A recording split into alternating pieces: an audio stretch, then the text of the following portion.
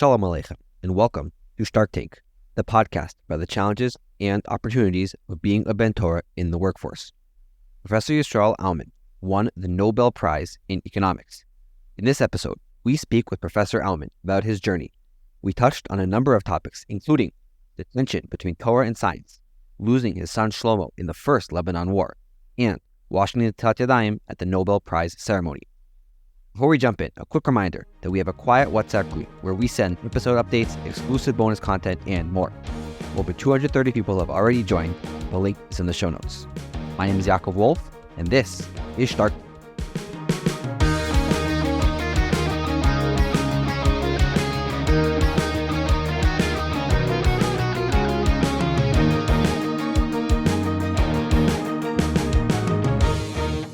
Professor Aumann, could you start by telling us a little bit about your childhood? You grew up in a Yekish community based on the teachings of Rav Hirsch of Torah im Derech Eretz, and I have to assume that had a big influence on you. So maybe you could tell us a little bit about your early years. Well, I was, the first 8 years of my life was spent in Frankfurt, and it's precisely true that I went to the school founded by Rav Hirsch, and I belonged to the community that was founded by Rav Hirsch. Yes, what they call the Austrittsgemeinde. Yes, and I did. My family belonged to it. Okay, as I say, the first 8 years of my life. So when I left that environment, I was 8 years old. I didn't know much about what's going on around me, but I was, surely influenced by this environment. My father was a member of the executive committee of the shul, and absolutely, yes. I'm a Yekka. Okay, yeah.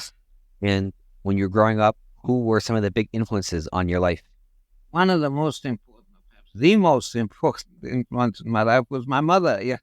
And she actually did not come from that community. She married into the community. She grew up in London, and she was an unusual woman in that she did a university degree in the teens of the last century, which very, very few women did university degrees, and she was good at sport. She played the piano. She was an achiever herself, yes. And she so this was an important influence in my life, perhaps the most important influence. Actually, it's interesting. I just spoke. I had another interview yesterday, and I mentioned the Rashi on the birth of Reuven. So this, it's in Parshas Vayetze, Perek Chaftet, Bereshis, and it is Pasuk Lamed Bet. Okay? So Rashi stands on the words Vatikra Shmo Reuven. We're talking about the birth of Yaakov's firstborn and Leah's firstborn, okay? And she called him Reuven. Rabbeinu Pirshu, Rashi says, Perusho Reuven. Reuven is Reuven. Look at this child. Look at this child, at this son. Amra, ma ben bani leben chami.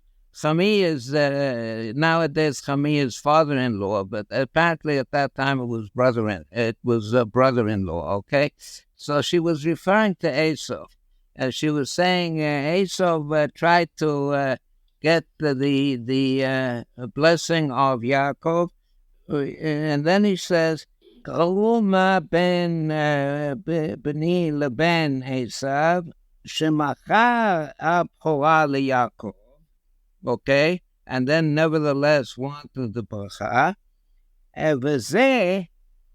This Ben, the child that she is now getting, yes, lo machar leYosef, He didn't sell the Bechorat Yosef, but v'lo irer alav, v'lo od shelo irer alav, ela shebikesh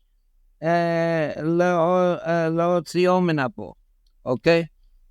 Now, Reuben came and wanted to take Yosef out of the pit. Okay? Look at the big difference between Reuben who wanted to take Yosef out of the pit and Esau, who sold the Bechorat to Yaakov, but then was not happy with this. Okay? Now, this is a very, very strange Rashi, okay? It's a very strange Rashi because it's a little child. She just gave birth to it. She just gave birth to it, okay? No, there was probably a bris, so she called it 8 days ago. 8 days ago. All right? And now she's talking about what's going to happen in 30, 40 years. Okay. How does she know? How does she know? So you have to understand this Rashi. The Rashi has to be understood, okay? So the Rashi says, she was proud of Yosef after the fact, if she was still of Reuben, okay? But she was saying, look at this child, okay? He's a wonderful child. He's great. Yes, that's what she said on the Bris Milah, okay? That's what she said at that time. And throughout his life, she continued to think of him as great, yeah? So all the time she thought her children were great, okay? Now, it's true that there's a little leap of the imagination from the time that the child was 8 days old until the child until he wanted to take him out of the pit. Yeah, wanted to take Yosef out of the pit. But the leap of the imagination is only in that she appreciated her children. She urged them on. She said, go ahead, you're great, you're wonderful, okay? And that's what my mother was, okay? That's what my mother was, okay? So she was Leah, okay? Oh, Ben, yes.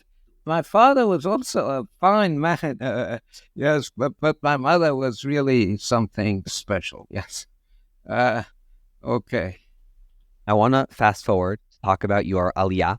Can you tell us a little bit about why you made Aliyah and how you ended up here? That's a good question.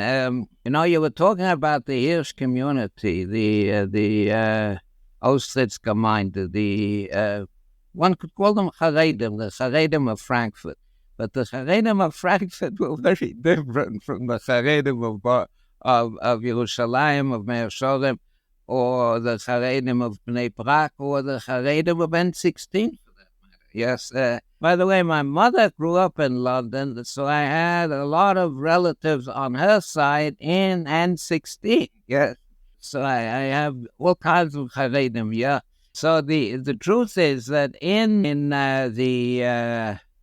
in Frankfurt, in the community, this was a Haredi community. I was saying that Haredim are different. The Haredim of Frankfurt were different. They sent their children to school, and they learned Shakespeare, and they went into business, and they were people of the world. They were Haredim, but they were people of the world. Okay. Now in Haredi Frankfurt, so that made them a little different from many of the Haredim all over the world, but especially in Israel nowadays. By the way, this makes me think, yeah? This makes me think. The Haredim all over the world, including the Jews of Frankfurt, did not want to be drafted. By the way, that's not true. That's not true. My father served in the German army in World War I. He was taken prisoner, but he fought on. So they were even drafted, or not. They served in the armies of the countries they were in. Unlike the Haredim in Israel nowadays, who don't serve in the army. Yeah, don't serve in the army even of Israel. So my father served in the army of Germany. Okay, And a lot of this is special for the Haredi community.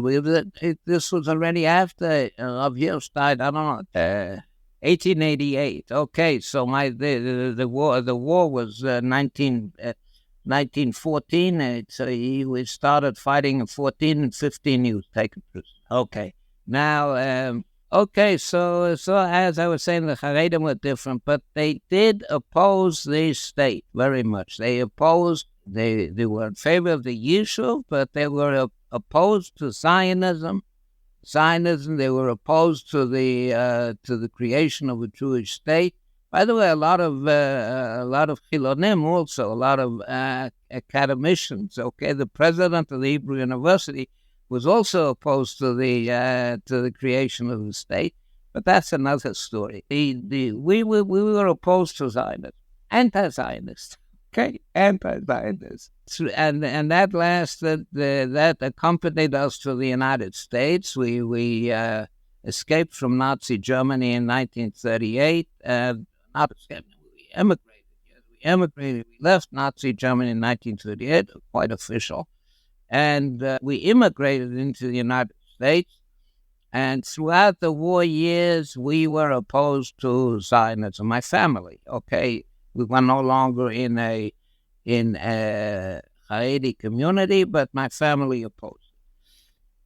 But then in 1945 or 46, in the wake of the war, there began the struggle for the state, the struggle against the British. You'll excuse me, struggle against the British and against the Arabs, but mainly against the British, okay? Mainly against the British. One didn't hear so much about the Arabs, that had been in the late 30s, but one heard a lot about the British. And the struggle for the state and against the British caught our imagination, my whole family, my mother, my father, my brother, and me. It caught our, and we made an about-face, 180-degree turn. We became ardent Zionists, okay? We became ardent Zionists. We said, we've been saying for thousands of years, okay? And now HaKadosh Baruch Hu is coming back to Yerushalayim, and we're not going to accompany him. We've been asking him to come back to Yerushalayim. We're not going to go with him yet. And so we became ardent Zionists, and we joined a Zionist youth group. You'll be amazed to hear the name of it. It was called Poalei Agudas Yisrael. Yeah, okay. Poalei Agudas Yisrael. Agudas Yisrael was until May 5th, 1948. Okay, it was until Hey Iyar, Tafshin Chet. It was anti-Zionist, but then it became Zionist. But Poalei Agudas Yisrael was Zionist already before then, and we became members of Poalei Agudas Yisrael. And we determined to make Aliyah. And we were at the UN decision on November 29th, 1947.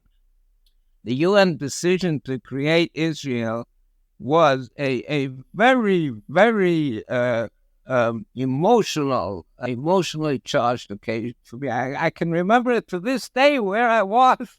I was standing on the street in New York City, and I remember where it was. It was on 23rd Street, the corner of Lexington Avenue, when I heard it.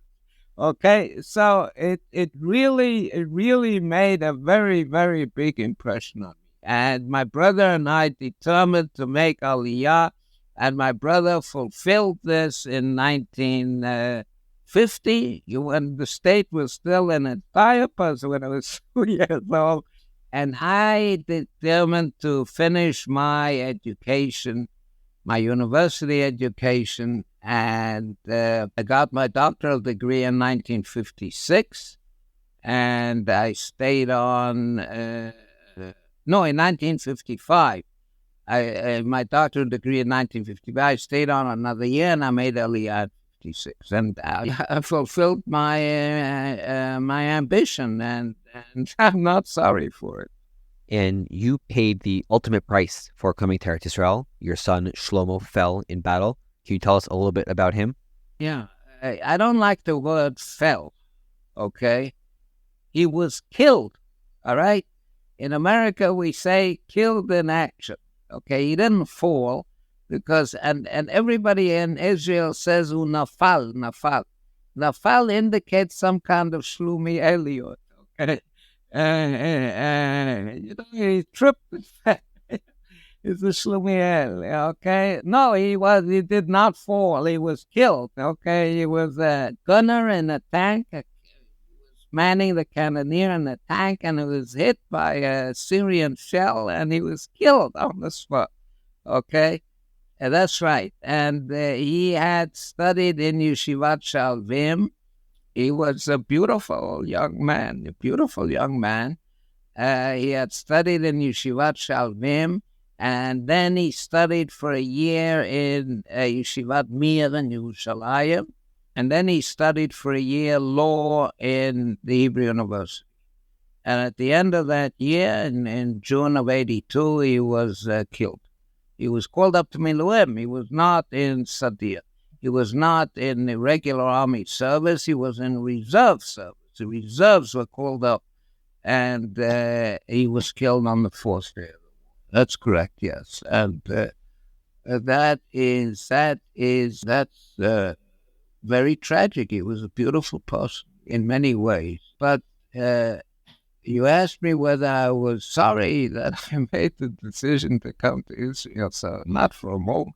Not for a moment. Even on the day he was buried, I was not sorry that I had come to Israel. Yeah, this is my life, and it's his life.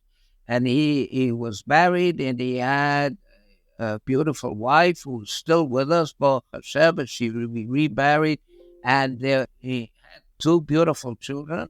He was the father of two children, and those two children are Baruch Hashem still with us, and they have children, they have grandchildren, okay?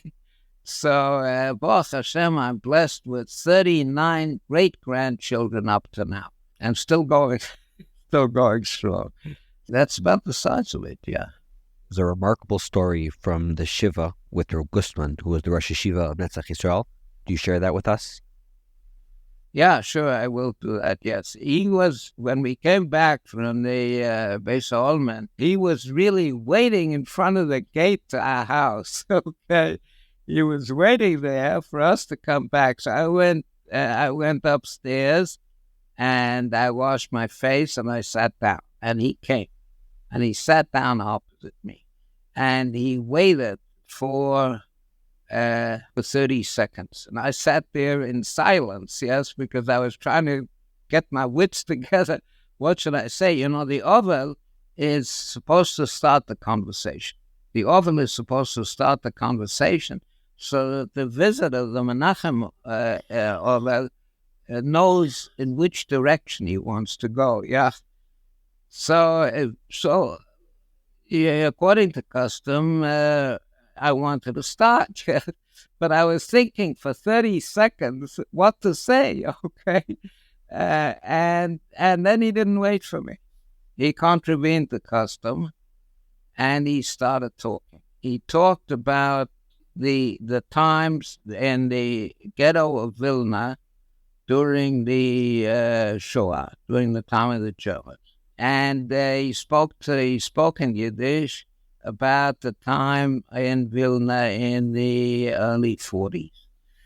And he said it was very, very, he said the Nazis brought, the Lashoim brought a truck, and they loaded children on the truck. Now, not standing up or sitting down, but lying horizontally, okay, lying on the truck horizontally in layers, 7 or 8 layers of horizontal layers of children. And they drove the truck away, and they killed the children, okay? And he said on one of those trucks was my son, Meir. Meir was my son. He was 5 years old. And they took him away to his death. And now my Meir and your Shlomo are in the Olam MS. Okay. And they're talking to each other, okay? They're talking to each other. And my Meir is envious of your Shlomo. Why is he envious of Shlomo? So he gave 3 answers. One is that there was nothing he could do. Yes, there was nothing Meir could do. And Shlomo defended himself and defended his nation. He went down fighting. And my Meir, Shlomo was able to defend himself. He went down fighting, and he lived a beautiful life. And my Meir did not live. He lived a miserable life, okay? So my Meir is envious of your Shlomo. That's the story of Prof. Thank you for sharing that incredible story. I want to go back to your career path. Can you tell us a little bit about how you chose your field and what you decided to study and go into? Yeah, I finished my doctorate, and by the way, when I was doing my doctorate, you had to do a minor also. So I decided that my doctorate was in mathematics. Yes, I'm a mathematician by profession, and I said, well, in Israel they don't need so much mathematics. I don't think so. Yes, so I decided to do a minor in electrical engineering. Unfortunately, I failed in that subject. Okay, I took a course in electrical engineering, alternating current theory, and there I was good. I think I got an A. But when it came to a laboratory, I had to drop out. So I failed in that. Anyway, I succeeded in making a career out of mathematics in Israel. I was when I visited Israel in 1955, I spoke to the head of the mathematics department then, Professor Abraham Alevi Frankel. And a year later, as I was accepted into the mathematics department, and I made at the university, I made a career. Before we get to your Nobel Prize, I was wondering if you could talk about the tension that sometimes exists between Torah and science and how you navigated that throughout your career. Actually, I've in addition to being a mathematician who specializes in game theory and its economic applications, I'm interested in science in general. Okay, for example, I just published a paper on consciousness. Okay, the scientific aspects of consciousness. So I am aware of this tension. Let's call it tension.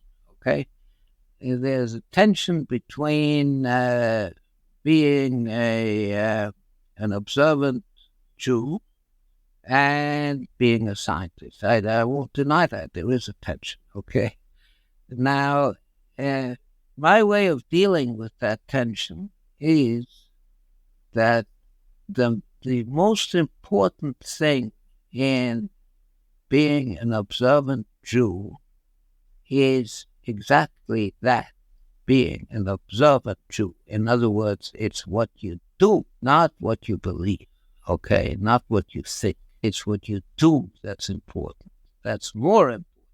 Also, what you think is important, okay? I won't say that it's not important. I won't denigrate that. But it's mainly what you do, okay? If you have a strong belief in God, yes, but you take the train on Shabbos to go to the beach, then you're not an observant Jew, okay?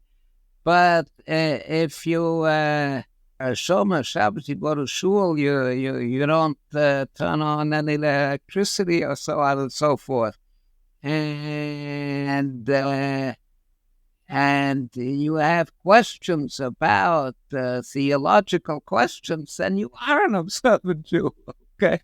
So those that's the important thing is what you do, not what you say. Okay, it's I won't say. Let me restate that.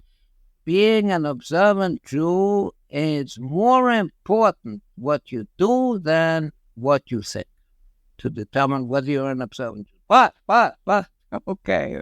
It's also important what you think, okay? It's also important what you think. So the question then arises, on the face of it, there seems to be a contradiction between scientific dogma and what we believe, Sefer Bereshit, okay? But I look at it this way. I say that actually what is done by science is describes the world. It's a description. It's not the world itself. Science is not the world. Science is a description of the world. Okay. In Sefer Bereshit, it's not the world either. It's a description of the world. It's two different descriptions. Now, a description is in your mind. The description is not out there. It's not a reality. A description is in your mind. And you can have different descriptions of the same thing. Okay? Of the same object, you can have different descriptions.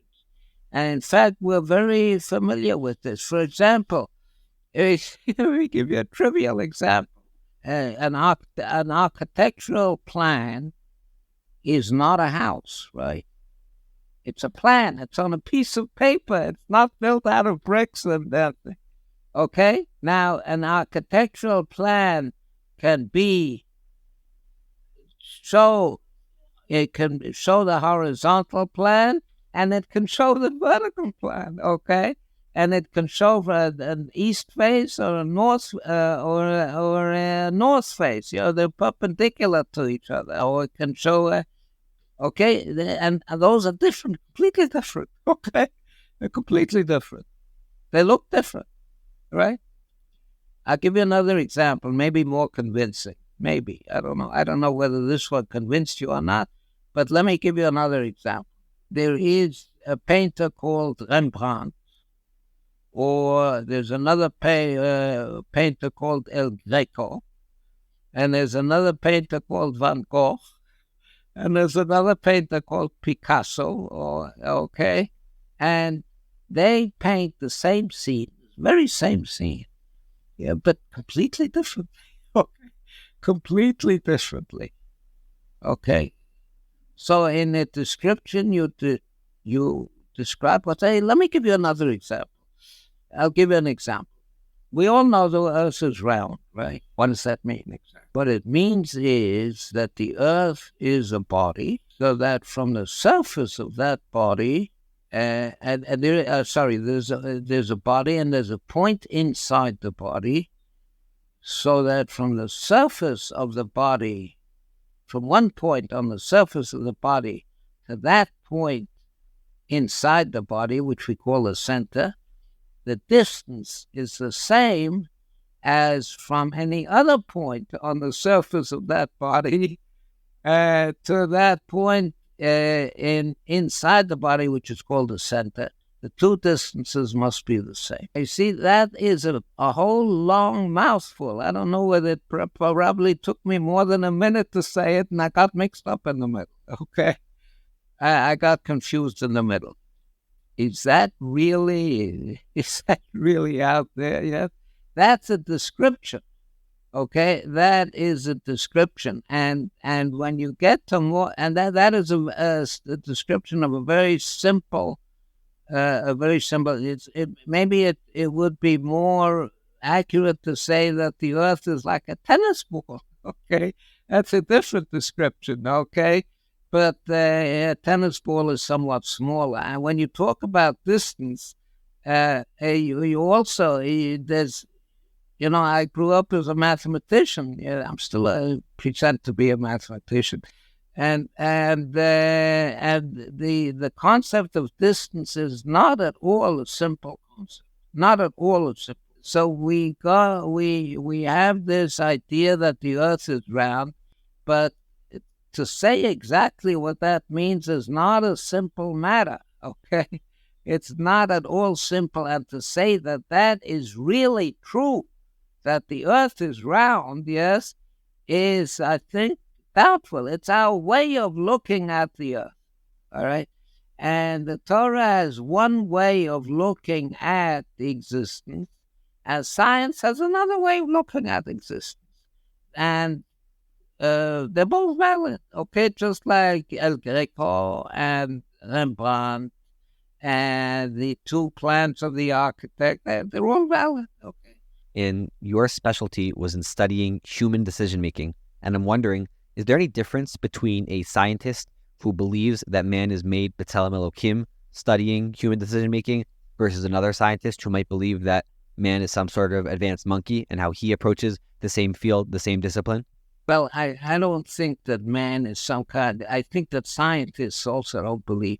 I think from when I wear my scientific vest, yes, I don't believe that man is some kind of advanced monkey. I think there's a big, big, big, big difference between man and the most advanced monkey. A big difference, okay? A big scientific difference, okay? A scientific difference. And I have read about this in scientific papers, okay? And I'm not sort of advancing this as a thing. Man is very, very different from all other creations. And scientists agree to this, agree that man is different and not some kind of advanced monkey. And that is not a correct description of the scientific viewpoint, okay? Now, but before I enlarge on that point, I would like to say no. No, you said, is there a difference between, to say it in Hamish words, is there a difference between an El Chayid, who is studying game theory and decision-making, and an Apicorus, okay, who's studying game theory and decision-making? Is there a difference? And the answer to that is no difference, okay? No difference, okay? No difference, because the game theory tries to be an El Sayid, namely your humble servant, okay?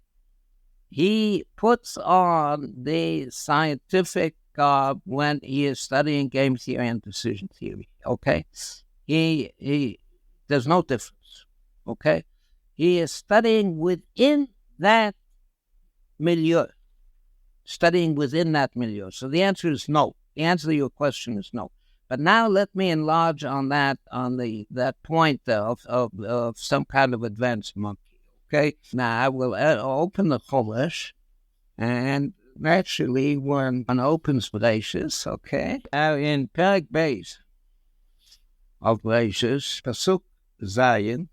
I'm going to read the whole pasuk, so I'm not trying. So I'm going to say the Shema for it. Vayitzer Adonai Elohim et ha'adam afar min ha'adama, vayipach ba'apav nishmat chayim, vayehi ha'adam lenefesh chaya. Okay.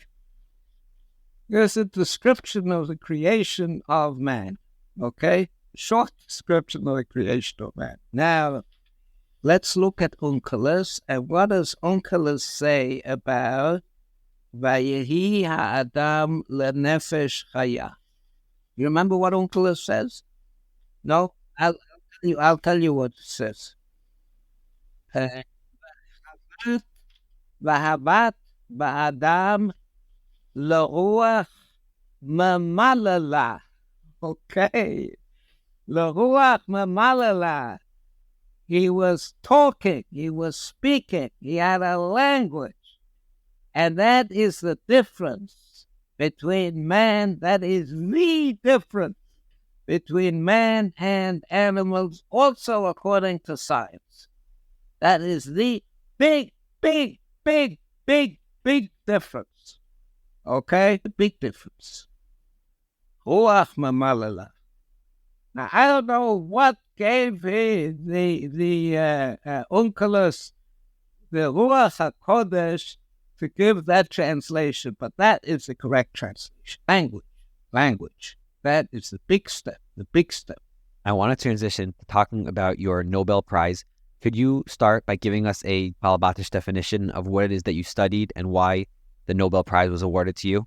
Well, you really should ask the committee, but I can tell you what the committee said.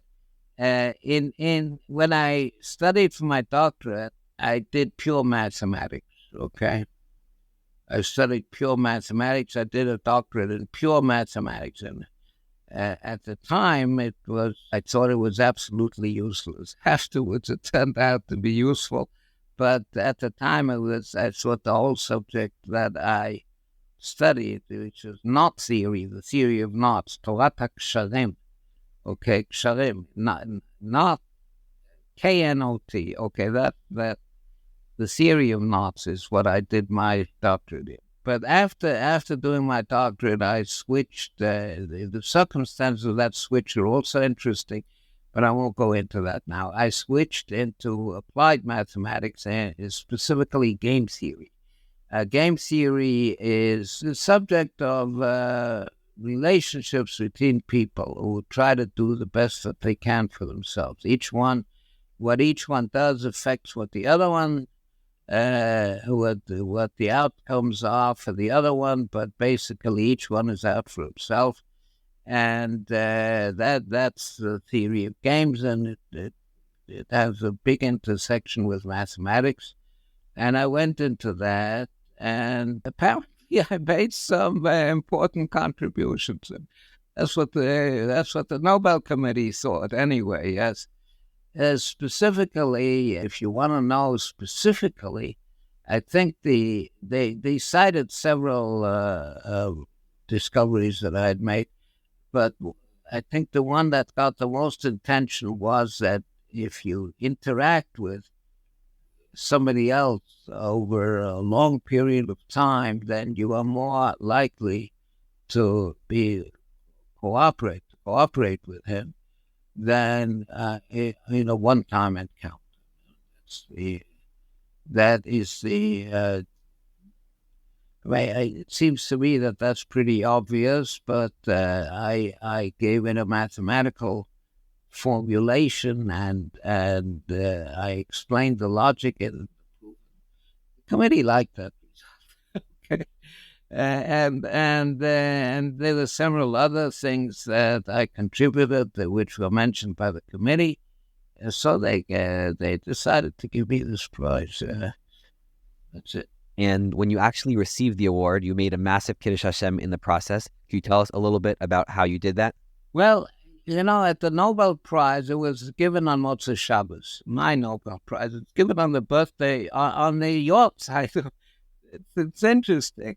They give it on the yacht side of Nobel, okay, not on his birthday. So they caught on also that the ship comes. The main thing is when the ship comes back to port, having delivered, the Midrash talks about this a little, having delivered the goods. Yes, not when it sets out. Okay.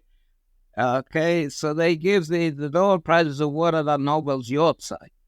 Well, it was on Motzei Shabbos, but it was on Motzei Shabbos, and in Stockholm, it's in the middle of the winter. It gets Motzei Shabbos comes very early, and on that day it was at 3:52, I think. Okay, 3:52, and the ceremony started at 4:30, so we had a little nevas. Okay, so first there was the ceremony, and then after the ceremony there was the dinner. And after the dinner, there were short after-dinner speeches, okay? By the way, at the dinner, I was served, naturally, it was all arranged before, on kosher food, which was as similar as possible to the food that everybody was getting. Me and all my people that accompanied me. My whole family and so on. all served kosher food.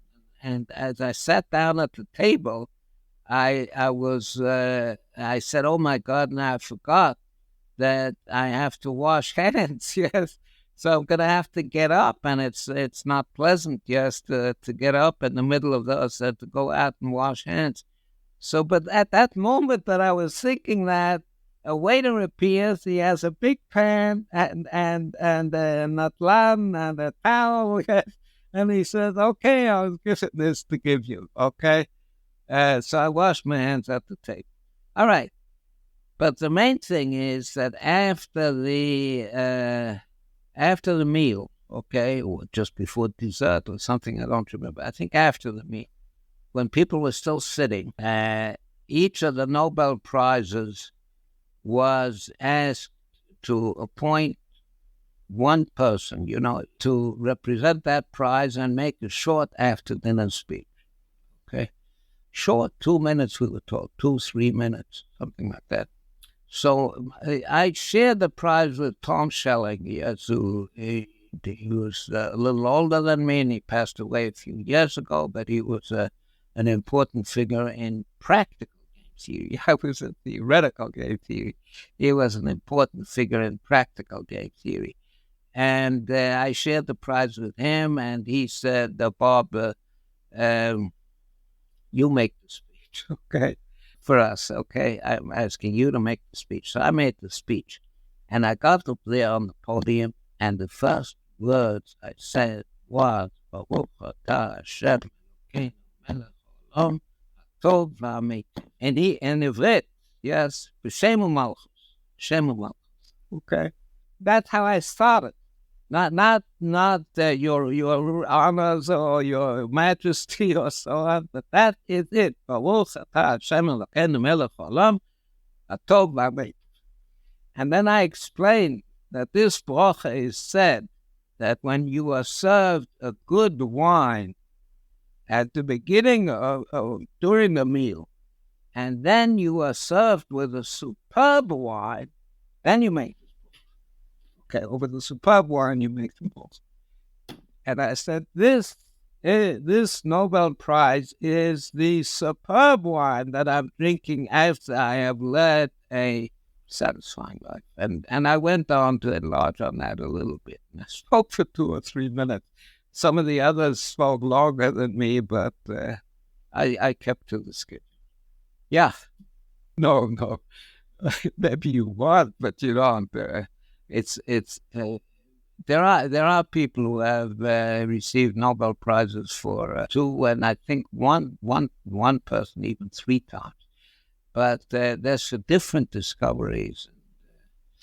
No, I don't think. No, it's not like a sports championship. It's not a championship. I don't see. I was interviewed the other day about motivation, and I think the word championship is not at all in place. Okay. Because a championship is you're talking about a competition. You're talking about a competition. You're talking about winning a competition, coming in first in the race and so on, yeah? And science is not like that. It shouldn't be. Sometimes it is. Some people view it that way. Some people view it that way, to be better than others, to be outstanding, to be matsuyan, okay? But I don't think it should be. I think you should be interested not in winning the race, not in being better than others, but in understanding nature. Understanding in my field is game theory, is understanding how people act, how people make decisions, why they make decisions, and so on. And everything is like that. All of science should be like that. So, or the people, scientists, science is science, but scientists, I think, would be much better off not to be competitive. Not be competitive. Competition is good when you're doing economics. Okay. It's a capitalist, a market economy is much more efficient than a socialist economy. But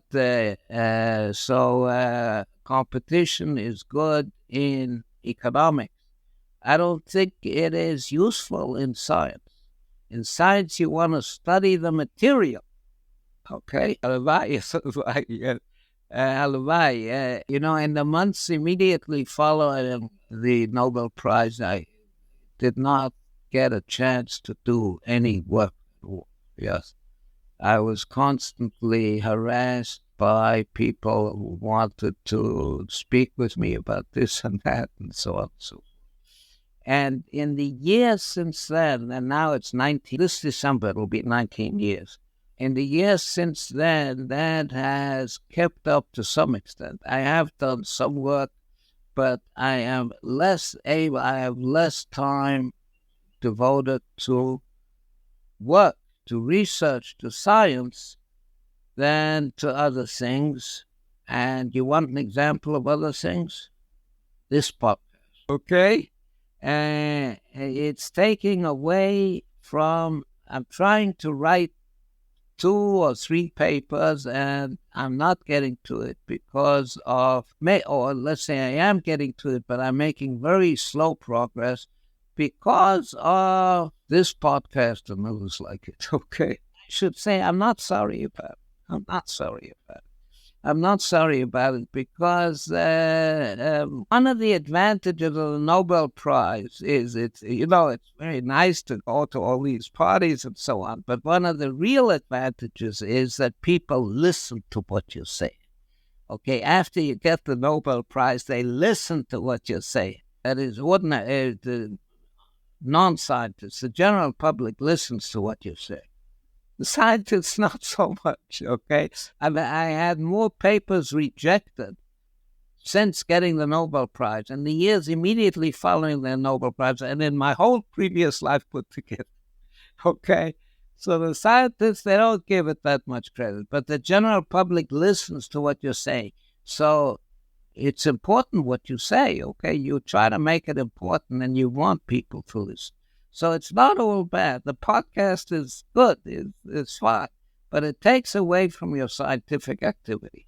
And we should, when I bench, okay, bench out loud after a meal on Shabbos, okay? So it says, Rachmanu Yishlach Lona Tzeliah Novi Zaglola Tobi Vasalona Besoros Tovos Yeshuos V'Nachom.